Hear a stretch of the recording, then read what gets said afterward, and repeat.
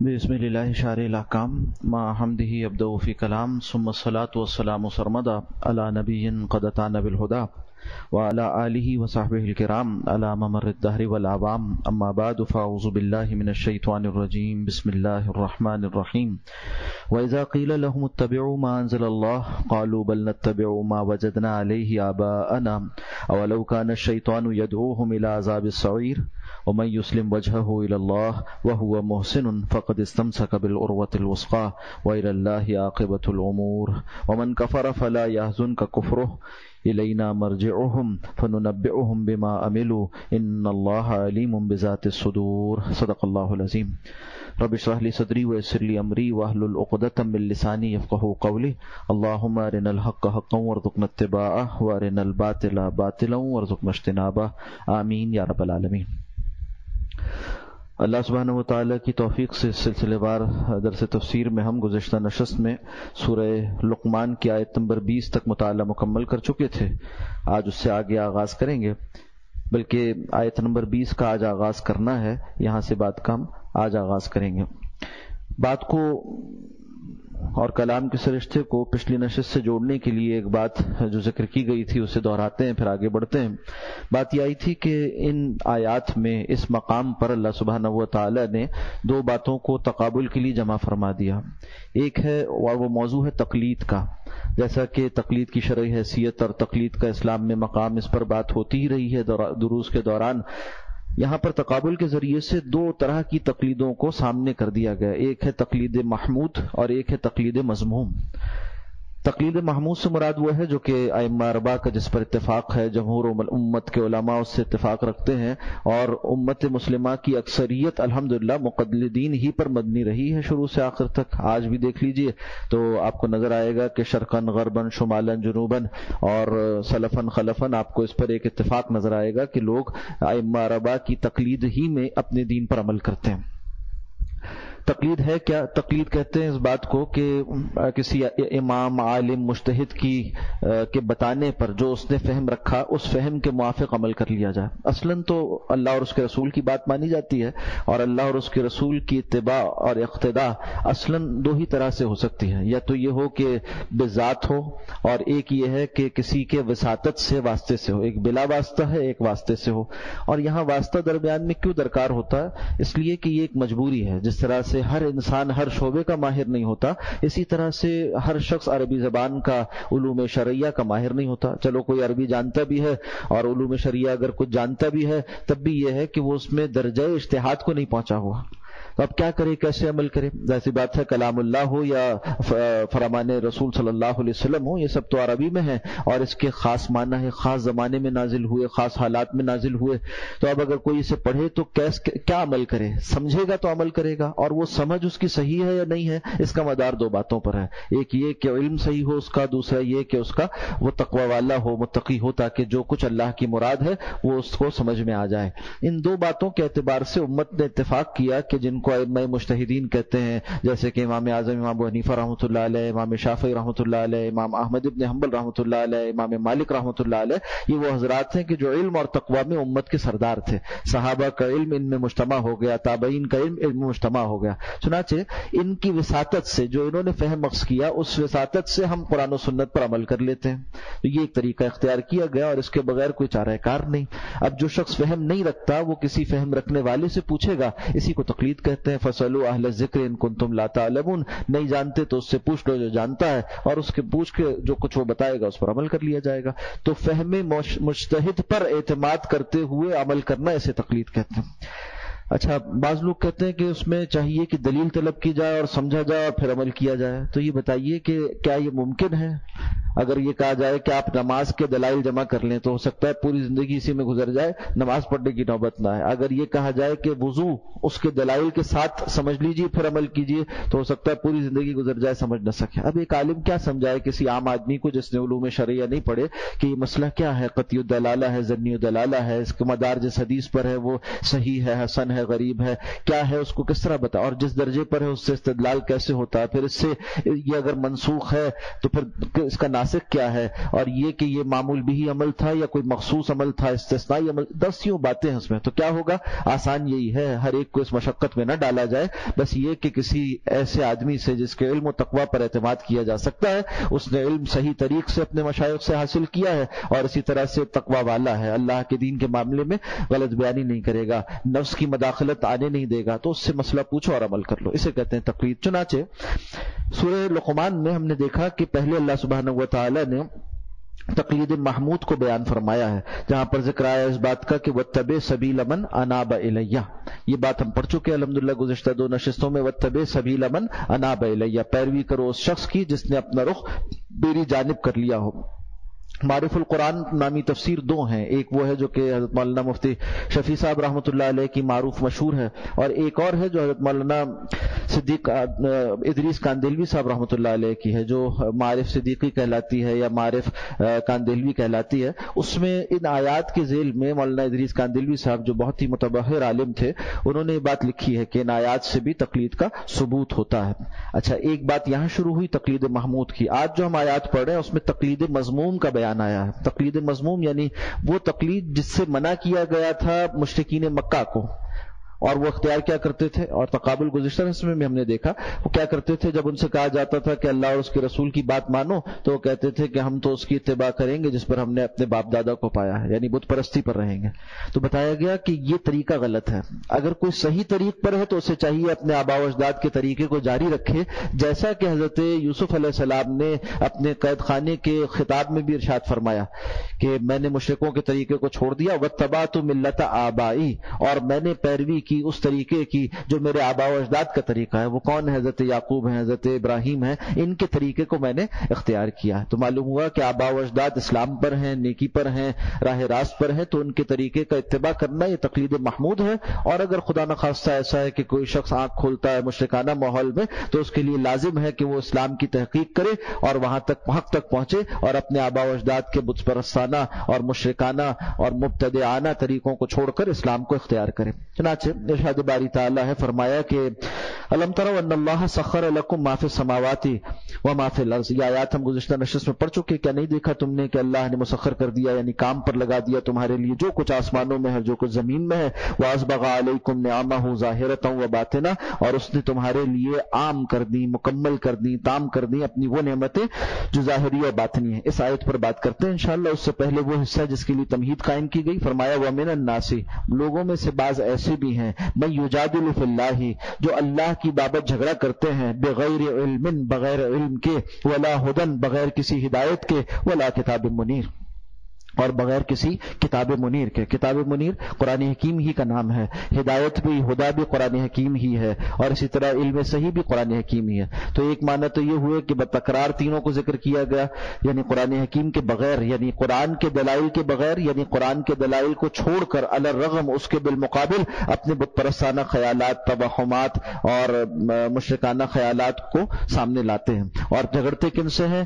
رسول اللہ صلی اللہ علیہ وسلم سے، آپ کے متبعین صادقین صحابہ اکرام سے، اور بات مانتے نہیں ہیں. ومن الناس من یجادل فی اللہ، اور کس بارے میں؟ اللہ کے بارے میں، یعنی توحید کے بارے میں، یعنی اسلام کے بارے میں. بغیر علم، معلوم ہوا کہ جو بات کی جائے علم کے ساتھ وہ صحیح ہوتی ہے، بغیر علم کے کی جائے تو غلط ہوتی ہے. بات کرنے کی اہلیت علم ہے. دوسری بات کیا؟ ولا ہدن، اور یہ کہ ان کے پاس کوئی ہدایت نہیں، پھر بھی جھگڑتے ہیں. ہدایت کیا ہے؟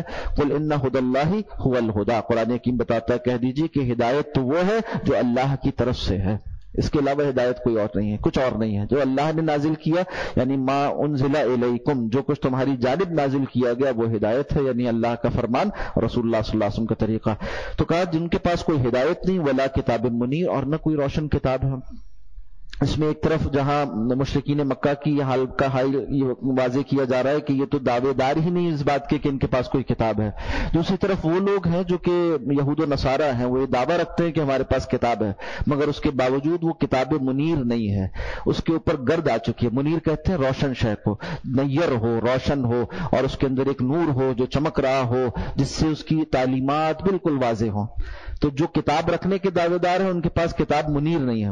وقت کے ساتھ ساتھ اس پر گرد آ گئی ہے، تحریف ہو گئی ہے، تبدیلی ہو گئی ہے، اور خواہشات نفسی سے انہوں نے بہت کچھ اس میں درج کر دیا. آپ نے واقعہ تو سنا ہوگا جو ایک مشہور مناظر تھے، شیخ احمد دیدات صاحب اور بہت سے غیر مسلموں سے مناظرہ کیا کرتے تھے، تو ان کے ساتھ اور ان کا خاصہ یہ تھا، اللہ تعالیٰ ان کے حسنات کو قبول فرمائے، ان کے اجر کو بڑھا دے، سیئات سے درگزر فرمائے، ان کا خاصہ یہ تھا کہ اسلام میں دخل نہیں دیتے تھے، چونکہ ضابطے کے عالم نہیں تھے تو اسلام میں دخل نہیں دیتے تھے کہ یہ بتانے لگ جائیں کہ بھئی دیکھو طلاق کے مسائل یہ ہیں، وضو کے مسائل یہ نہیں۔ ان کا خاصہ یہ تھا کہ انہوں نے تورات، انجیل اور اسی طرح سے ہندوؤں کی کتابیں ان کو پڑھ رکھا تھا، خاص طور پہ تورات و انجیل، اور اس سے مناظرہ کرتے تھے اور ان کے نقائص بتایا کرتے تھے، کہتے تھے کہ دیکھو تمہاری کتابوں میں یہ لکھا ہوا ہے، اس کی وضاحت کرو، اسلام پوچھنا ہے تو اسلام کے علماء موجود ہیں، ان سے پوچھ لو، باقی تمہاری کتابوں میں جو ہے اس کا جواب دو مجھے۔ اور یہ مناظرے کا بہت اچھا اسلوب ہے، اور اس میں وہ لوگ بھی جو کہ یعنی اسلام کا علم پورا نہ رکھتے ہوں اور خدمت اسلام کرنا چاہتے ہوں تو ان کے لیے اچھا موقع ہے۔ جیسے ایک مشہور شخص سے ان کا مناظرہ ہوا، اس آدمی کا تو مجھے یاد نہیں، مگر اس میں واقعہ یہ ہوا کہ کہنے لگے یہ کرو کہ ایسا کرو کہ مجھے صرف بائبل میں سے وہ حصہ پڑھ کر سنا دو اس مجمع کے سامنے کہ جس میں حضرت عیسیٰ علیہ السلام کی ولادت کا واقعہ ذکر ہوا۔ تو وہ جو پادری تھا وہ ششدر رہ گیا، مبہوت ہو گیا، کہتا ہے کوئی ضرورت نہیں ہے اس کی۔ تو کہتے ہیں ایسی کیا بات ہے؟ میں تو کہتا ہوں بائبل پڑھ کر سناؤ، کیوں نہیں سناتے؟ تو بار بار اصرار کیا مگر وہ سنانے کو تیار نہیں تھا۔ سبب اس کا یہ ہے کہ اتنے انتہائی بےہودہ باتیں وہاں لکھی ہوئی ہیں، انتہائی بےہودہ باتیں ان لوگوں نے اللہ کی طرف منسوب کر کر نعوذ باللہ ایسے بڑے بڑے غلیظ امور جو ہے وہ منسوب کر دیا انبیاء اکرام علیہ السلام کی جانب کہ انسان کی روح کانپ جائے، اور وہ جو تاریخ انسانی کے بڑے بڑے گناہ کہلاتے ہیں وہ انبیاء اکرام علیہ السلام کی طرف منسوب کر دیا۔ حضرت داؤد علیہ السلام کو متون کیا، حضرت نوح علیہ السلام کو متون کیا، حضرت کن کو چھوڑا؟ تو وہ شخص پورے عیسائیوں کے مجمع میں ہمت نہیں کر سکا کہ بائبل میں سے صرف وہ حصہ پڑھ کر سنا دے جس میں حضرت عیسیٰ علیہ السلام کی ولادت کا واقعہ ذکر ہوا۔ اور پھر ایک شخص عیسائیوں میں سے کھڑا ہو گیا، اس نے کہا میں پڑھ کے سنا دیتا ہوں۔ جب اس نے سنایا تو اس شخص سر نیچے کر کر بیٹھ گیا، آنکھیں نہیں اٹھا سکا، اس لیے کہ کلام ایسا ہے، باتیں ایسی ہیں جو کہ کوئی شریف آدمی نہیں سن سکتا اور کر سکتا، جس کو اللہ کے کلام کے طور پہ نعوذ باللہ آج بھی بائبل میں لکھا ہوا ہے۔ پھر اس کے بالمقابل شیخ احمد دیدات صاحب کہتے ہیں کہ اچھا میں تمہیں سورہ مریم پڑھ کر سناتا ہوں جس میں قرآن حکیم میں اللہ نے حضرت عیسیٰ علیہ السلام کی ولادت کا واقعہ ذکر کیا۔ تو غیر معمولی بات ہے اس میں، تو جو کہ یہ تاثیر ہے اور جو طہارت ہے اور جو پاکیزگی ہے، جو قدر و منزلت ہے، مقدس ہستیوں کا احترام ہے، اور جو اللہ کی توحید اپنے مقام پر اور حضرت عیسیٰ علیہ السلام کی بزرگی اپنے مقام پر، اسی طرح سے حضرت مریم سلام علیہا ان کی پاک دامنی، اس کا بیان، سب کچھ کتنا خوبصورت اور کتنا مقدس اور کتنا جو ہے وہ بہترین قدسی کلام موجود ہے۔ تو یہ ہے تقابل، اس سے خود بخود مجمع کے لیے حق واضح ہو جاتا ہے۔ تو بتایا کہ ان کے پاس جو کتاب ہے وہ روشن نہیں ہے، کتاب منیر نہیں ہے۔ وَإِذَا قِيلَ لَهُمْ، اس کے باوجود جب یہ ان کا حال ہے اور ان سے کہا جاتا ہے اتبعوا ما انزل اللہ، تمہارے پاس تو کچھ ہے نہیں، مفلس ہو، فقیر ہو، تو پیروی کر لو اس کی، یعنی نہ مشرکین کے پاس کچھ ہے، نہ یہود کے پاس ہے، نہ نصارہ کے پاس ہے، تو پیروی کر لو اس کی جو نازل کیا اللہ نے، ما انزل اللہ، جو اللہ نے نازل کیا۔ قالو، تو وہ کہتے ہیں یعنی ہٹ دھرمی کے ساتھ، اعناد کے ساتھ کہتے ہیں بل اتبعوا، نہیں ہم تو پیروی کریں گے اس کی، ہم نے تو پیروی کی اس کی، ما وجدنا علیہ آباءنا، جس پر پایا ہم نے اپنے باپ دادا کو، جس پر پایا ہم نے اپنے آبا و اجداد کو۔ یہ دو باتیں ہوئی، ما انزل اللہ ہے اور ما وجدنا علیہ آباءنا، دو چیزیں ہیں، ان کا تقابل کروا دیا گیا۔ ما انزل اللہ وہ ہے کہ جو اللہ نے نازل کیا اور اس کو رسول اللہ صلی اللہ علیہ وسلم نے واضح کیا، اس کی پیروی کی جائے ائمہ مجتہدین کے ذریعے سے تو اس کو تقلید صحیح کہتے ہیں، تقلید محمود کہتے ہیں، جس کا پہلے بیان ہوا۔ اور یہاں پر دوسرا پہلو جو مشرکین مکہ کا تھا اسے نمایاں کیا، ما وجدنا علیہ آباءنا، وہ کہتے ہیں ہمیں اس سے کوئی غرض نہیں کہ بات صحیح ہے غلط ہے، ہدایت پر ہے، کتاب روشن سے ہے یا نہیں ہے، اور کہاں سے آئی ہے، نہیں اللہ نے نازل کی یا نہیں کی، ہم تو بس یہ جانتے ہیں کہ جو ہمارے آبا و اجداد کا طریقہ ہے، چاہے بت پرستی پر مبنی ہو، شرک پر مبنی ہو، اس سے پورا طریقہ حیات غلط ہو کر رہ جائے اور پورا فلسفہ حیات برباد ہو جائے اور انسان کا تمدن برباد ہو جائے، اس کے باوجود بھی ہم اسے اختیار کریں گے، ہماری دنیا بھی بگڑ جائے، ہماری آخرت بھی اکارت جائے، اس کے باوجود ہم اسی کو اختیار کریں گے۔ یہ ہے تقلید مذموم، ما وجدنا علیہ آباءنا۔ تو اللہ فرماتے ہیں اس پر ایک سوال کیا گیا ان سے جس کے ذریعے سے انہیں بتایا جائے کہ تمہارا یہ طریقہ اور تمہاری یہ روش، یہ ضد اور عناد اور ہٹ دھرمی پر مبنی ہے، اسے چھوڑ دو۔ فرمایا کہ ان سے سوال کرو، اولو کان الشیطان، ذرا سوال کرو، اولو کان الشیطان یدعوہم الی عذاب السعیر، کیا تم پھر بھی اسی طریقے کی پیروی کیے جاؤ گے جس پر تم نے اپنے باپ دادا کو پایا، باوجود اس کے کہ اس طریقے کے ذریعے شیطان بلاتا ہو تمہیں عذاب سعیر، جہنم کے بھڑکتے ہوئے عذاب کی طرف؟ ما انزل اللہ کے بالمقابل بتایا کہ جو تمہارا طریقہ ہے نا، ما وجدنا علیہ آبانا، یہ شیطان کا دیا ہوا ہے۔ یہی ہوتا ہے کہ اگر اللہ کے دیے ہوئے کو اختیار نہ کیا جائے تو پھر شیطان کا دیا ہوا آتا ہے، اور شیطان کے دیے ہوئے طریقے پر انسان چل رہا ہوتا، خلا نہیں رہتا، اور توحید نہیں ہے تو شرک ہے۔ اسی طرح سے انسان جو ہے وہ سنتوں کو چھوڑتا ہے تو بدعتوں پہ جاتا ہے، حلال کو چھوڑتا ہے تو حرام پر جاتا ہے، اسی طرح سے خدا پرستی کی چھوڑتا ہے تو پھر نفس پرستی اختیار کرتا ہے۔ یہ دو ہی طریقے ہوتے ہیں اور ان کے مابین کوئی چیز نہیں ہے۔ تو بتایا کہ کیا تم پھر بھی اسی راستے کی پیروی کرو گے جس کے ذریعے شیطان بلاتا رہا ان کو جہنم کے عذاب کی طرف؟ یہ دو احتمال ہے، یہ کہ تمہیں بلا رہا ہے یا یہ کہ تمہارے آباء و اجداد کو بلاتا رہا تھا، مگر اسلوب ایسا اختیار کیا گیا کہ براہ راست ان کے آباء و اجداد کو برا بھلا نہ کہہ دیا جائے، اور سننے والے جو ہے وہ بات کو قبول کرنے کے بجائے ایک عصبیت جاہلیہ کا شکار ہو جائے۔ کہا کہ اولو کان الشیطان یدعوہم الی عذاب السعیر، باوجود اس کے کہ شیطان انہیں بلاتا ہو بھڑکتے ہوئے عذاب کی طرف، اس کے باوجود ایسے ہی کرو گے تم۔ وَمَن يُسْلِمْ، اس کے بالمقابل اچھا طریقہ کس کا ہے؟ وَمَن يُسْلِمْ وَجْهَهُ إِلَى اللَّهِ، اچھا طریقہ تو اس کا ہے جس نے جھکا دیا اپنا سر اللہ کے سامنے ہوئے۔ یسلم وجہہ الی اللہ، جھکا دے اپنا چہرہ، چہرے سے مراد ہے پوری شخصیت، اپنی پوری شخصیت کو اللہ کے حضور جھکا دے، یعنی فرما برداری اختیار کر لے، اطاعت اختیار کر لے، وہو محسن، اس حال میں کہ وہ نیکوکار ہو، اس حال میں کہ وہ بندہ خدا نیک اعمال کرنے والا ہو، تو کیا ہوگا؟ فقد استمسک بالعروۃ الوثقی، تو ایسے شخص نے تو ایسے کنڈے کو تھام لیا جو مضبوط کنڈا ہے۔ فقد استمسک، اس نے تھام لیا، پکڑ لیا۔ استمساک تمسک سے زیادہ گہرا ہے، تمسک ایک صرف پکڑنا ہے، اور استمساک میں یہ ہے کہ انسان پوری خواہش کے ساتھ، پورے اہتمام کے ساتھ، طلب کے ساتھ کسی چیز کو تھام لے اور چھوڑنے کو تیار نہ ہو۔ اور ایک معنی اور لکھے اس میں کہ کسی شے کے خوف سے، یعنی ڈوب جانے کے خوف سے جس کنڈے کو انسان تھام لیتا ہے۔ آپ نے دیکھا ہوگا کشتی ہوتی ہے نا، کشتی کے ساتھ کچھ کنڈے لگے ہوئے ہوتے ہیں، تو اگر کوئی پانی میں گر جائے تو اس کے لیے وہ کنڈا زندگی کا سہارا ہے، اس مضبوط کنڈے کو وہ تھام لیتا ہے اور سمجھتا ہے کہ میں اسے چھوڑوں گا تو میں ڈوب جاؤں گا اور پکڑے رہوں گا تو بچ جاؤں گا۔ تو شیخ الاسلام حضرت مولانا شبیر احمد صاحب عثمانی رحمۃ اللہ علیہ نے تفسیر عثمانی میں ان آیات کے ذیل میں بھی اور سورہ بقرہ کی آیات کے ذیل میں بھی جہاں اس بات کا ذکر ہوا، فرمایا کہ بلکہ سورہ بقرہ کی آیات کے ذیل میں انہوں نے فرمایا، اور ان آیات کے ذیل میں مولانا ادریس صاحب کاندیلوی رحمۃ اللہ علیہ نے لکھا کہ یہ کنڈا کنڈا وہ ہے جو چھوٹ تو سکتا ہے، ٹوٹ نہیں سکتا۔ بہت پیاری بات ہے کہ یہ جو العروۃ الوثقی جسے کہا گیا نا، یہ مضبوط کنڈا وہ ہے جو چھوٹ تو سکتا ہے، ٹوٹ نہیں سکتا۔ چھوٹ سکتا ہے سے مراد کیا ہے؟ بندہ چھوڑ دے تو چھوٹ جائے، اور وہ اگر اپنی ہی ناہنجاری کی وجہ سے اور اپنی ہی کہیے کہ غفلت کی وجہ سے، گناہوں کی وجہ سے، خطاؤں کی وجہ سے اور اللہ کی نافرمانی کی وجہ سے محروم ہو جائے، اور مضبوط کنڈا یعنی اسلام، اطاعت، توحید، اللہ کی فرما برداری، رسول اللہ صلی اللہ علیہ وسلم کا سچا عشق، اس کو چھوڑنا چاہے تو چھوڑ دے گا، اس لیے کہ دنیا تو امتحان کے لیے بنائی گئی، زندگی تو امتحان کے لیے، تو یہ کنڈا چھوٹ تو سکتا ہے۔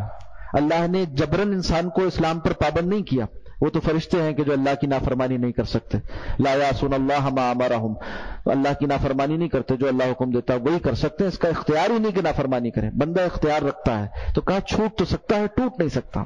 تو جو اسلام کو تھام لے، اس نے مضبوط کنڈے کو تھام لیا، فقد استمسک بالعروۃ الوثقی، تو اس نے تو مضبوط کنڈے کو تھام لیا، پکڑ لیا۔ وإلی اللہ عاقبۃ الامور، اور اللہ کی طرف تمام امور پھیرے جانے والے ہیں۔ عاقبت یعنی انجام کار، عاقبت یعنی اس کا نتیجہ، اس کا منتہا، اس کی الٹیمیٹ ڈیسٹینی، اس کا انتہائی انجام یہ ہے کہ وہ آخرکار اللہ کے حضور پیش ہونے والا ہے۔ اس روز اسے اللہ کے حضور کھڑا ہونا ہوگا اور اپنی روش کا جواب دینا ہوگا۔ اس نے کون سی روش اختیار کی تھی؟ کیا ما انزل اللہ کو کی پیروی کی تھی اور اس نے واتبع سبیل من اناب الیہ کی پیروی کی تھی، یا اس نے یہ کہا تھا کہ ما وجدنا علیہ آباءنا؟ اس کا جواب دینا ہوگا روز قیامت۔ اب آ جائیے وہ آیت جو بہت اہمیت کے حامل ہے اور درمیان میں واقع ہوئی اور اسے تفصیل سے نہیں ذکر کیا گیا، اب تفصیل اس پر کرتے ہیں انشاءاللہ۔ ارشاد باری تعالیٰ وَأَسْبَغَ عَلَيْكُمْ نِعَمَهُ ظَاهِرَةً وَبَاطِنَةً، اور اللہ نے تم پر نچھاور کر دی اپنی نعمتیں ظاہری اور باطنی۔ اسبغا کے معنی کیا؟ اکثر مفسرین نے لکھا کہ اسبغا کے معنی اکملا، کامل کر دی، مکمل کر دی، اتما، تمام کر دی، اوسع، تم پر پھیلا دی، وسیع کر دی۔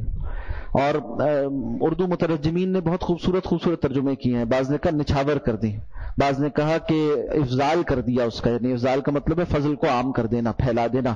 تو اللہ نے اپنی نعمتوں کا افضال کیا ہے بندوں تم پر. اور اسی طرح سے اور خوبصورت ترجمے کہ اللہ نے اپنی بے پایاں نعمتیں تم پر دراز کر دیں، اللہ نے نچھاور کر دیں. سارے معنی اوسع، اکملہ، اتمہ کے معنی میں داخل ہیں. تو کیا کی پوری کر دی. اتمام کا معنی بھی اس میں پایا جاتا. تو لفظ بھی بہت خاص ہے. اسبغ، اللہ نے اس طرح سے تمہارے لیے اسے مکمل کر دیا کہ جتنی کچھ وہ نعمتیں تھیں تمہارے علم کے مطابق نہیں، اللہ کے علم کامل کے مطابق اسے مکمل کیا. ہاں یہ علیحدہ بات ہے کہ تمہیں اس کا شعور ہو یا نہ ہو. کیا چیز مکمل کر دی؟ علیکم، تم پر. یہ احسان جتلانے کے لیے بندے پر اللہ اپنا احسان جتلا رہے ہیں کہ اے بندے دیکھو تم کمزور ہو، ناواقف ہو، مگر میں جانتا ہوں کہ تمہاری ضرورت کیا کیا ہے، وہ سب میں نے تمہیں دے دی ہے.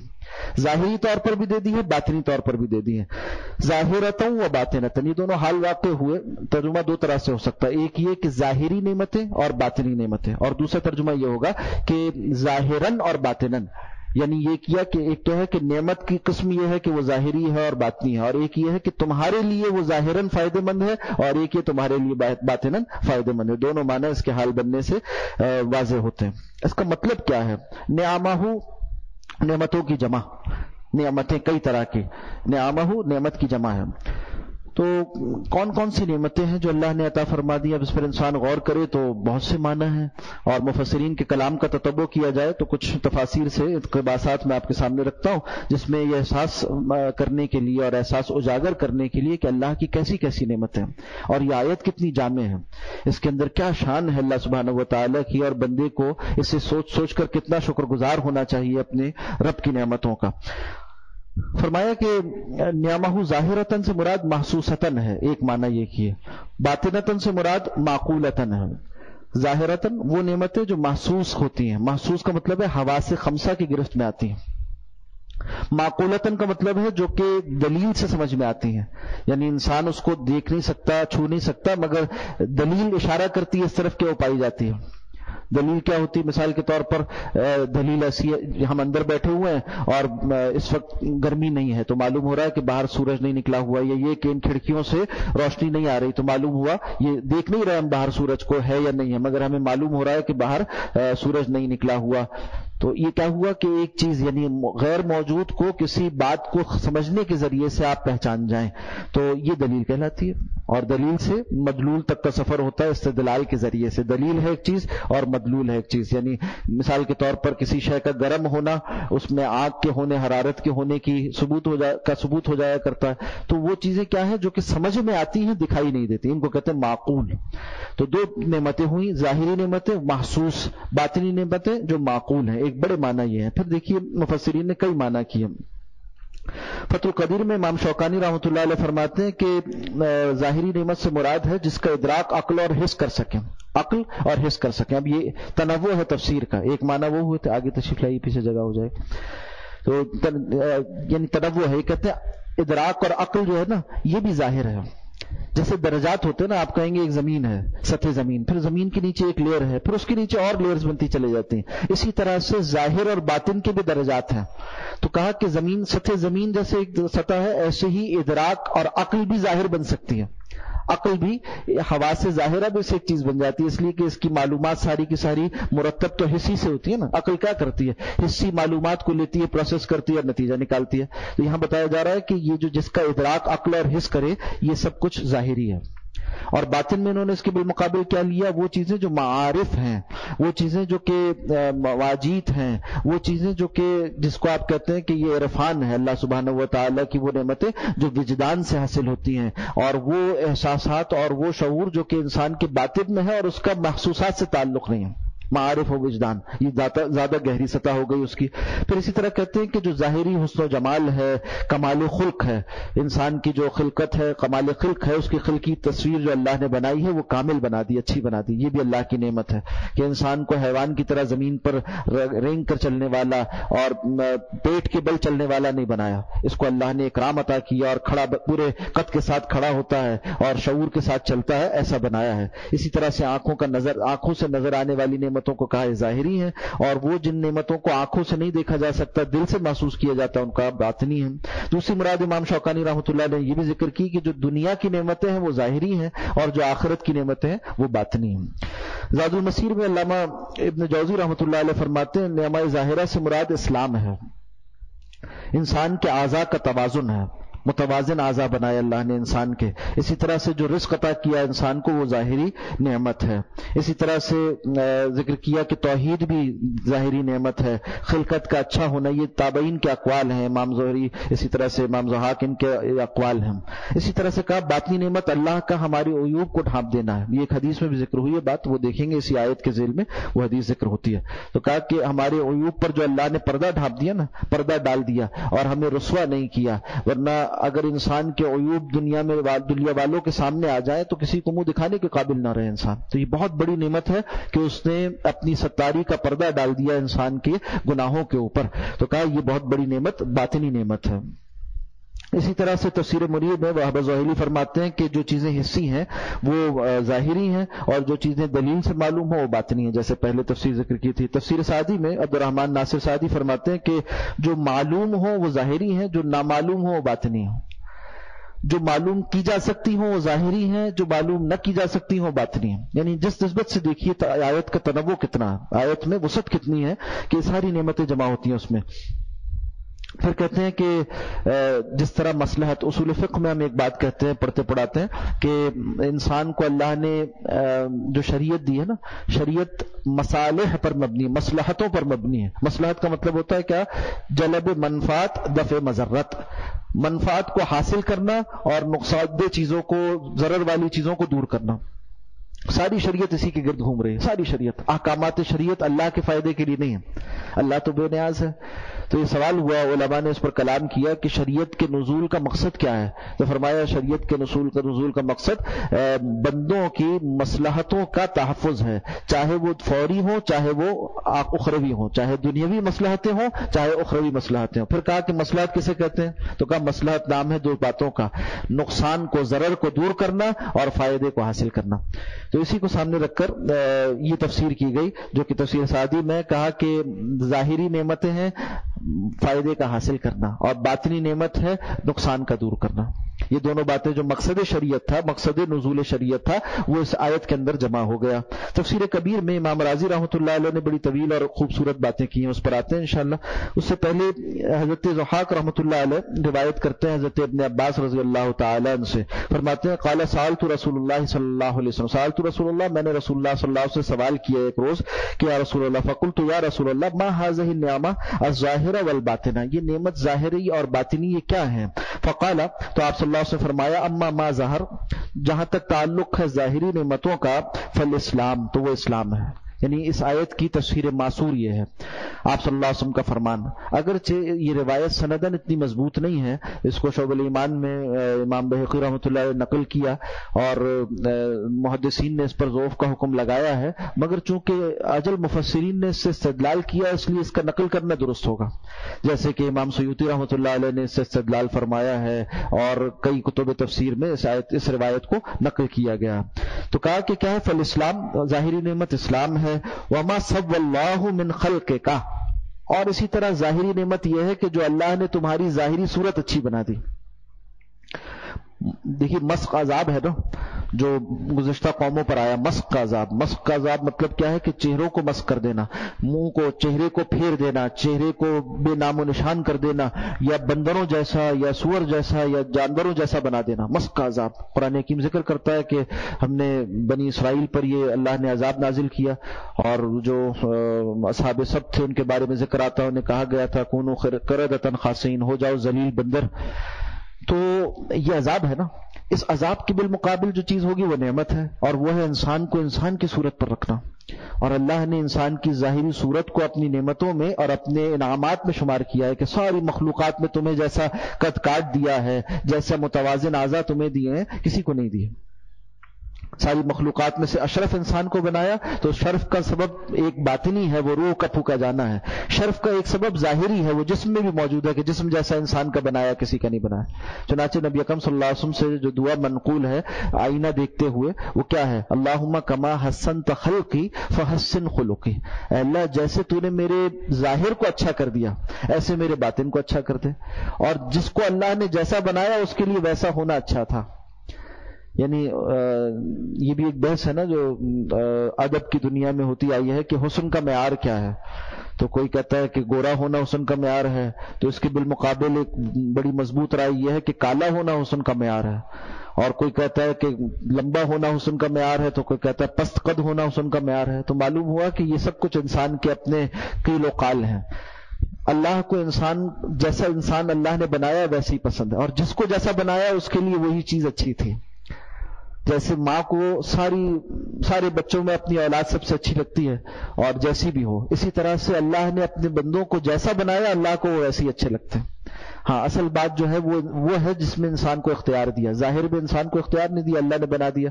باطن میں اختیار دیا ہے کہ اب نیکیاں کرتے ہوئے نہیں کرتے. تو تقویٰ کا معیار ہے اچھائی اور برائی، اور جتنا متقی ہے وہ اتنا اچھا اور قابل اکرام ہے. ظاہر کو تو اللہ نے اچھا ہی بنایا، جیسا بھی ہے نا وہ بھی ویسے ہی اچھا ہے. تو فرمایا کہ جو اللہ نے تمہارے ظاہر کو اچھا کر دیا یہ ظاہر کی نعمت ہے. وما سب اللہ من خلقک، جو اللہ نے برابر اچھا تمہارا ظاہر بنایا نعمت ہے. وما افضل علیک من الرزق، اور جو اللہ نے تم پر اپنا رزق عام کیا اور تم پر فضل فرمایا رزق کے ذریعے سے، یہ بھی اللہ کی ظاہری نعمت ہے. آپ صلی اللہ علیہ وسلم کا فرمان. واما ما بطن، جہاں تک تعلق ہے باطنی نعمتوں کا، فسترن، تو وہ ایک پردہ ہے، علی مساوی عملک، تمہارے برے اعمال کے اوپر. وہ ایک پردہ ہے جو اللہ نے تمہارے برے اعمال کے اوپر ڈال دیا. یہ ہے باطنی نعمت. اللہ نے تم پر باطنی نعمت یہ کی کہ تمہارے برے اعمال کے اوپر پردہ ڈال دیا. تو آپ صلی اللہ علیہ وسلم نے دعا سکھائی، اللہ سے دعا کرنی چاہیے کہ اللہم استر عوراتنا وآمن رواتنا. اے اللہ ہماری ایسی چیزیں جو قابل پوشیدہ ہیں ان کو ڈھانپ دے، اور ہمیں ہماری پریشانی کے موقع پر امن عطا فرما دے، یعنی سکون عطا فرما دے. اسی طرح سے آپ نے دعا سکھائی کہ اللہم استرنا بسترک الجمیل. اے اللہ ہم پر پردہ ڈال دے اپنی ستاری کا خوبصورتی کے ساتھ. اللہم استرنا، اللہ میں ڈھانپ دے بسترک الجمیل، اپنے خوبصورت پردے کے ذریعے سے. اور یہ دعا کرنی چاہیے کہ اللہ جس طرح دنیا میں تو نے پردہ رکھا ایسی روز قیامت بھی پردہ رکھے، اس لیے کہ وہ دن ہے جس دن کے پردے اٹھا دیے جائیں گے، اور اس دن جو رسوا کر دیا گیا تو بس وہ رسوا کر دیا گیا، اور اس دن کی رسوائی بڑی سخت ہے. اور یہ رسوائی سے بچنے کا احساس جو ہے نا انسان کو نیک بناتا. اقبال نے اسے اپنی ربائی میں عجیب انداز میں کہا نا کہ وہ جو حضرت رسول اللہ صلی اللہ علیہ وسلم سے حیا ہے انسان کی، بندے مومن کو ہونی چاہیے کہ آپ صلی اللہ علیہ وسلم نے کتنا کچھ ہمارے لیے کیا اور کیا کچھ آپ کی قربانیاں ہیں. اس کے بعد یہ احساس کہ روز قیامت میرے گناہوں کا پردہ چاک ہوگا رسول اللہ صلی اللہ علیہ وسلم کے سامنے، میرا نامہ اعمال پیش کیا جائے گا آپ کے سامنے. تو یہ احساس بھی بندے مومن کو گناہوں سے بچانے کا ذریعہ ہے. تو کہتے ہیں تو غنی از ہر دو عالم من فقیر. اے اللہ تو دو عالم سے غنی ہے، میں فقیر ہوں. تو غنی از ہر دو عالم من فقیر ور حسابم رات بینی ناگزیر. اور اگر ایسا ہے کہ میرا حساب کتاب لینا ضروری ہو، روز محشر عذر ہائے من پذیر، تو ایسا کرنا روز قیامت میرے عذر کو قبول کر لینا، اور روز محشر عذر ہائے من پذیر از نگاہ مصطفیٰ پنہا بگیر. اور ایسا کرنا کہ رسول اللہ صلی اللہ علیہ وسلم کی نگاہوں سے بچا کر میرا حساب لے لینا. اگر لینا ناگزیر ہو جائے تو غنی ہے، معاف کر دے بہت اچھا ہے، اور اگر لینا ہی ناگزیر ہو جائے تو اللہ رسول اللہ کی نگاہوں سے بچا لینا اس بات کو. تو کہا کہ اللہ نے جو پردہ ڈال دیا ہے نا یہ بہت بڑی نعمت ہے، بہت بڑی نعمت ہے. فستر نے پردہ ڈال دیا کس پر؟ تمہارے مساوی عملکم، تمہاری بری اعمال پر. ولم یفضح کا، اور تمہیں رسوا نہیں کیا، تمہیں لوگوں کے سامنے رسوا نہیں کیا. اب دیکھیے امام راضی رحمۃ اللہ علیہ کیا فرماتے ہیں. فرماتے ہیں کہ یہ جو آیت تھی جس سے آغاز ہوا تھا کہ وَسَخَّرَ لَكُم مَّا فِي السَّمَاوَاتِ وَالْأَرْضِ، پچھلے نشست میں ہم اس کو پڑھ چکے ہیں، کہا یہ آیات آفاقی کا بیان ہے. امام راضی رحمۃ اللہ علیہ کا اسلوب یہ ہوتا ہے تفسیر کبیر میں کہ وہ آیات کی مابین ربط کو بھی ساتھ ساتھ ذکر کرتے جاتے ہیں. تو اس کو جوڑ رہے ہیں، کہہ رہے ہیں پہلے آیات آفاقی کا ذکر ہوا، پھر اس کے بعد آیات انفسی کا ذکر ہو رہا، بندے کے اندر پائے جانے والی نعمتیں. تو جب اس آیت کو یعنی وَأَسْبَغَ عَلَيْكُمْ نِعَمَهُ ظَاهِرَةً وَبَاطِنَةً کو جوڑا پچھلی آیت سے جس میں اس بات کا ذکر آیا تھا کہ وَسَخَّرَ لَكُم مَّا فِي السَّمَاوَاتِ وَمَّا فِي الْأَرْضِ. تو اس میں ایک اور معنی پیدا ہو گئے. وہ کیا ہے؟ کہتے ہیں کہ یہ جو فرمایا سخر لکم ما فی السماوات ای سخر لاجلکم ما فی السماوات، تمہارے لیے مسخر کر دیا جو کچھ آسمانوں میں ہے. جیسا کہ ہم نے گزشتہ میں دیکھ لیا کہ تسخیر عمل باری تعالی ہے، اللہ نے مسخر کیا، بندے سے حکم نہیں ہے. دوسرا یہ کہ تمہارے کام پر لگا دیا، یعنی تمہاری سروس پر دے دیا، ان ساری چیزوں کو تمہارے لیے کام پر لگا دیا. فرمایا فإن الشمس والقمر والنجوم مسخرات بأمر اللہ، یہ ساری چیزیں سورج، چاند، زمین، سب کچھ یہ کیا ہے؟ یہ اور چاند، سورج کیا ہے اور ستارے کیا ہے؟ تمہارے کام پر لگے ہوئے اللہ کے حکم سے. فیہا فوائد للعباد، اس میں فائدے ہیں بندوں کے لیے، اللہ کے بندوں کے لیے. یہ ہے تسخیر کے معنی. وسخر ما فی الارض لاجل عباده، اور جو کچھ زمین میں اس کو بھی بندوں کے لیے مسخر کر دیا. وقولہ، اب اس کے بعد اللہ کا یہ فرمان واسبغ علیکم نعمہ ظاہرۃ وباطنۃ وہی ما فی الاعضاء من السلامہ. کہتے ہیں اس میں معنی یہ ہے کہ جو کچھ اعضاء میں، اب آیات آفاقی کے بالمقابل آیات انفسی کا جو کچھ تمہارے اعضاء میں سلامتی اللہ نے دی ہے نا، یہ ہے ظاہری نعمت. وباطنۃ وہی ما فی القوا، یہ وہ ہے جو تمہارے قوا پیدا کیا اللہ نے. اچھا، اب ان دونوں کو الگ الگ، اعضاء میں اور قوا میں کیا فرق؟ آپ نے دیکھا ہوگا لفظ استعمال ہوتا ہے کہ قوا کمزور ہو گیا، تو قوا سے کیا مراد ہے؟ سننے کی صلاحیت، بولنے کی صلاحیت. ایک ہے عضو اور ایک ہے اس کے اندر پائے جانے والی صلاحیت. ہو سکتا ہے آنکھ موجود رہے مگر دیکھ نہ سکتی ہو، کان موجود ہو مگر سن نہ سکتا ہو، ناک موجود ہو سونگھ نہ سکتی ہو، زبان موجود ہے چکھ نہ سکتی ہو. تو معلوم ہوا ظاہری اعضاء ایک چیز ہے اور ایک ان کے اندر پائی جانے والی صلاحیت ہے جس کام کے لیے بنائے گئے. تو ظاہری اعضاء کو اعضاء کہتے ہیں اور جو اس کے اندر پائی جانے والی صلاحیت ہے اس کو قوا کہتے ہیں. تو کہا، فرمایا کہ وہی ما فی القوا فإن العضو ظاہر، عضو ظاہر ہے، وفیہ قوت باطنہ، اس کے اندر ایک باطنی قوت پائی جاتی ہے. الا تری ان العین والاذن شحم وغصفور ظاہر، کہ یہ تمہاری جو آنکھ ہے اور کان ہے اس کا ایک عصفور ہے، ظاہری بدن ہے. واللسان والانف، اسی طرح سے تمہاری زبان اور تمہارے جو ناک ہے. لحم وعظم ظاہر، اس میں ہڈی بھی ہے اور گوشت بھی ہے، وہ ظاہر پر مبنی ہوا کرتا ہے. وفی کل واحد معنی باطن، اور ان سب چیزوں میں، ان تمام اعضاء میں ایک معنی باطنی بھی پائے جاتے ہیں، جیسا کہ من الابصار، جیسے کہ آنکھوں سے دیکھنا ہے، والسمع کانوں سے سننا ہے، والذوق زبان سے چکھنا ہے، والشم اور اسی طرح سے کان ناک سے سونگنا ہے، وکذالک کل عضو، اسی طرح سے ہر عضو کا ماجرا ہے کہ اس کا اپنا اپنا ایک وظیفہ ہے، اس کا اپنا اپنا ایک کام ہے. وقد تبطل القوت ويبقى العضو قائما، بعض اوقات ایسا ہوتا ہے کہ قوت چلے جاتی ہے اور عضو قائم رہتا ہے. وهذا احسن مما قيل، اور کہتے ہیں جتنی بھی تفاسیر کی گئی نا ان میں میرے نزدیک سب سے بہتر تفسیر یہ ہے کہ ظاہر سے مراد اعضاء اور باطن سے مراد اس کی قوتیں ہیں. اور پھر یہ پوری چیز مل کر آیات انفسی بنتی ہیں، ظاہری و باطنی، اور پھر کائنات کو مسخر کرنا یہ آیات آفاقی بن جایا کرتی ہیں. تو فرمایا کہ یہ میرے نزدیک سب سے بہتر تفسیر ہے. فرماتے فإن على هذا الوجه يكون الاستدلال بنعمت الآفاق وبنعمت الانفس، فقوله ما في السماوات وما في الارض يكون اشارة الى النعم الآفاقية، اس میں آفاقی نعمتوں کی طرف اشارہ ہے. وقوله اسبغ عليكم نعمه ظاهرة وباطنة يكون اشارة الى النعم الانفسية، وفيهما اقوال كثيرة. ہاں البتہ اس آیت کے بارے میں بہت سارے اقوال ہیں جو مفسرین نے ذکر کیے. مذکورۃ فی جمیع کتب التفاسیر، کتب تفسیر میں وہ بہت سے مذکور ہیں، ذکر کیے گئے. ولا یبعد ان یکون ما ذکرناہ مقولا منقولا، اور کہتے ہیں جو ہم نے ذکر کی نا تفسیر، یہ بھی ان میں ہی سے ہے جو ذکر کر دی گئی ہیں، منقول بھی ہے اور مقول بھی ہے، کہی گئی ہے. کوئی نئی بات میں نے نہیں کہی، پہلے لوگوں نے کہی ہے اور اس سے نقل کی گئی ہے. تفسیر کی دو قسمیں ہیں اصل میں، ایک ہے تفسیر منقول اور ایک ہے تفسیر معقول. منقول کا مطلب یہ ہوتا ہے کہ رسول اللہ صلی اللہ علیہ وسلم سے اس آیت کے بارے میں کیا منقول ہے، آیت ہی کے بارے میں دوسری مقام پر دوسری آیت میں کیا منقول، اس کو کہتے ہیں تفسیر منقول. پھر اسی طرح سے اس میں صحابہ کے اقوال کیا ہیں، بعد کے تابعین، مفسرین، ائمہ مجتہدین، محدثین کے اقوال کیا ہیں، اس کو تفسیر منقول نقل ہونے والی، یا اسی طرح سے معصور اثر کے ذریعے سے منتقل ہونے والی کہا جاتا ہے. تو یہ تفسیر منقول ہے. ایک دوسری تفسیر اور ہے جس میں کیا ہوتا ہے کہ آیت پر غور کیا، اس کو غور و فکر کہ وہ شخص جو کہ اہلیت مفسر رکھتا ہے، مفسر کی شرائط کا حامل، غور کرتا ہے اور پھر ایک بات کہتا ہے. ضروری نہیں کہ پہلے والوں نے وہ بات کہی ہو، مگر اس شخص کا مقام مرتبہ علماء کے طبقے میں ایک یہ مجمع علیہ مفسر کی حیثیت کا حامل ہوتا ہے، چنانچہ اس کی اس بات کو پھر آئندہ نسلوں کے لیے معصور بنا لیا جاتا ہے، یعنی وہ منقول بن جاتی ہے۔ تو ایسی بات کرتے امام رازی رحمۃ اللہ علیہ فرماتے ہیں کہ میں نے جو بات کی ہے نا وہ ان باتوں کا حاصل ہے جو منقول ہیں، البتہ اگر نہ بھی ہو وَإِن لَمْ يَكُنْ، اور اگر وہ منقول نہیں ہے فَلَا يَخْرُجُ مِنْ أَن يَكُونَ سَائِغًا مَعْقُولًا۔ بہت عجیب جملہ ہے، بہت خوبصورت جملہ ہے، تفسیر کے لٹریچر میں ایسے جملے غیر معمولی اہمیت کے حامل ہیں۔ کہتے ہیں کہ اگر نہ ہو یہ منقول میں سے تب بھی وَإِن لَمْ يَكُنْ فَلَا يَخْرُجُ، تب بھی یہ نہیں نکلتا، میری تفسیر باہر نہیں نکلتی مِنْ أَن يَكُونَ سَائِغًا مَعْقُولًا، اس سے کہ جو دائرہ ہے صحیح معقول کا، میں نے یہ بات کہی ہے صحیح معقول کے دائرے کے اندر، جو کہ اپنی جگہ تفسیر معقول ہے مگر اپنی جگہ محمود ہے۔ اس میں کئی باتیں ہیں۔ ایک بات یہ کہ امام رازی رحمۃ اللہ علیہ جیسا آدمی وہ بھی اگر کوئی تفسیر اپنی جانب سے کر رہا ہے تو کتنا ڈر ڈر کر رہا ہے، کہ جن کی یہ حیثیت مانی جاتی ہے کہ آج کوئی شخص نہ تفسیر کا طالب علم ہو سکتا ہے نہ تفسیر کا عالم ہو سکتا ہے جب تک کہ وہ تفسیر کبیر نہ جانتا ہو۔ امام رازی رحمۃ اللہ علیہ کی تفسیر کو نظر انداز کر آج قرآن کریم کو نہیں سمجھا جاتا۔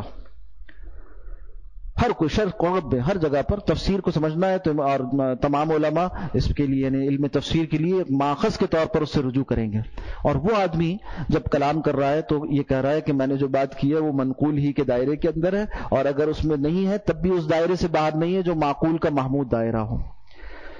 اور پھر یہ کہ سے یہ بھی معلوم ہوا کہ صحیح مقام پر معقول کا اپنا ایک مقام ہے، یعنی صحیح طور پر صحیح تفسیر کے طور پر اسے اخذ کیا جائے تو اس کے اندر وہ موجود رہتی ہے۔ چنانچہ ہم نے اپنے اساتذہ سے اس آیت کی جو معقول کے اسی دائرے یعنی جس کو امام رازی رحمۃ اللہ علیہ فرما رہے ہیں نا یکون سائغا معقولا، اس دائرے میں جو ایک اور توسیعی تفسیر سنی وہ بھی عرض کرتا ہوں۔ اس کی مناسبت سے یہاں پر بھی آیت لکھی گئی ہے، آپ نے دیکھا ہوگا وَأَسْبَغَ عَلَيْكُمْ نِعَمَهُ ظَاهِرَةً وَبَاطِنَةً۔ یہ دو روایتیں ہیں، ایک افتاء کی روایت ہے، ایک ارشاد کی روایت ہے، اور اس کے دو علوم ہیں۔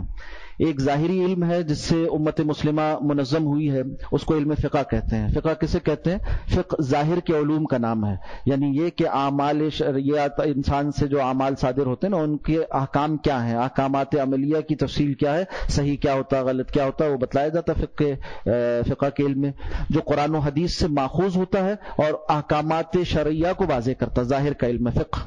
اور اس کی ایک پوری روایت ہے امت مسلمہ فقہ اسلامی، اس کا تنوع ہے، ہر شے کو یعنی کوئی بات صحیح ہے یا غلط ہے اس کا معیار کیا ہوگا، اعمال زندگی میں انسان کہاں دیکھے گا، اس کو علماء سے پوچھے گا، فقہ کی کتابوں میں لکھے ہوئے ہیں، ظاہر کی روایت ہے یہ۔ اور بہت بڑی نعمت ہے، اس لیے کہ ساری نعمتیں اسی معیار پہ تو نعمت بنتی ہیں۔ جو چیز ساری نعمتوں کا معیار بن جائے کیا وہ نعمت نہ ہو؟ بھئی نعمت تو وہ ہے نا جو ہدایت پر ہو، تو جب انسان جائز کام کرتا ہے تو ہی تو وہ ہدایت ہے، اور جائز و ناجائز کا معیار کیا ہے؟ وہ فقہ اسلامی ہے۔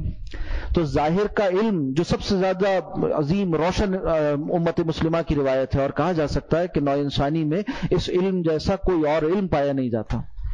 مسلمانوں کو جتنا فخر کرنا چاہیے اس پر فخر کرنا چاہیے کہ ایک عرب شاعر کہتا ہے، اس کا مفہوم اس طرح سے ہے کہ جب لوگ اپنے اپنے علوم کے ساتھ عزت کا دعویٰ کرتے ہیں تو ہمارے لیے عزت کا دعویٰ صرف اپنے علم فقہ ہی کے ساتھ کافی ہے، اور کہا کہ جس طرح سے ہر خوشبو جو ہے وہ مشک کی طرح نہیں ہوتی، اسی طرح سے ہر علم فقہ کی طرح نہیں ہوتا، جس طرح سے ہر پرندہ باز نہیں ہوتا اسی طرح سے ہر علم فقہ نہیں ہوتا۔ تو فقہ کے اندر اللہ نے ایسی گہرائی دی ہے جو انسان کے دنیا میں آنے سے پہلے اپنی عملداری شروع کرتا ہے، دنیا سے انسان کے جانے کے بعد بھی اس کی عملداری باقی رہتی ہے۔ دنیا میں آنے سے پہلے کیسے؟ جنین کے بھی احکامات ہیں، ماں کے پیٹ میں ہے بچہ ابھی دنیا میں نہیں آیا، مگر احکامات شرعیہ جو جنین سے متعلق ہیں اس بچے سے، اس کہیے کہ جو ابھی پروان چڑھ رہا ہے ماں کے پیٹ میں، وہ بھی فقہ کی کتابوں میں لکھے ہوئے ہیں۔ زندگی کا کوئی حصہ، کوئی دائرہ، کوئی طبقہ، کوئی مرحلہ، کوئی شعبہ ایسا نہیں ہے جو فقہ اسلامی سے باہر ہو، چاہے انفرادی ہو چاہے اجتماعی ہو۔ اور پھر جب دنیا سے انسان چلا جاتا ہے اس کے بعد بھی اب جو قبر میں چلا گیا اس کے بھی بعض احکامات ہیں جو میت کے احکامات ہیں وہ بھی فقہ کی کتابوں میں لکھے ہوئے۔ تو قرآن و سنت کا حاصل نچوڑ خلاصہ اور مسلمانوں کی پوری تاریخ کا عظیم الشان علم وہ فقہ اسلامی ہے، اور جس کو اگر صحیح طور پہ تقابل کرنا چاہیے نا تو وہ سائنس کے ساتھ اس کا ہو سکتا ہے کہ بتایا جائے، جس طرح سے وہ کہتے ہیں نا مغرب میں یعنی سائنس اس وقت کہیے کہ مغرب کا سب سے بڑا علم ہے نا، اور پہلے وہ یونان نے جس طرح سے فلسفے کو پیدا کیا، اور کہا جاتا ہے کہ فلسفی کیا ہے، مدر آف آل سائنسز، جتنے علوم پیدا ہوئے وہ فلسفے سے نکلتے گئے. تو پہلے ہم یعنی اپنے پچھلے ادوار میں اگر تقابل کرتے تھے تو فقہ اسلامی کا تقابل کرتے تھے فلسفے کے ساتھ، اور بتاتے تھے کہ تمہارا فلسفہ کتنا حقیر ہے اور ہماری روایت علم فقہ کتنی اعلیٰ ہے.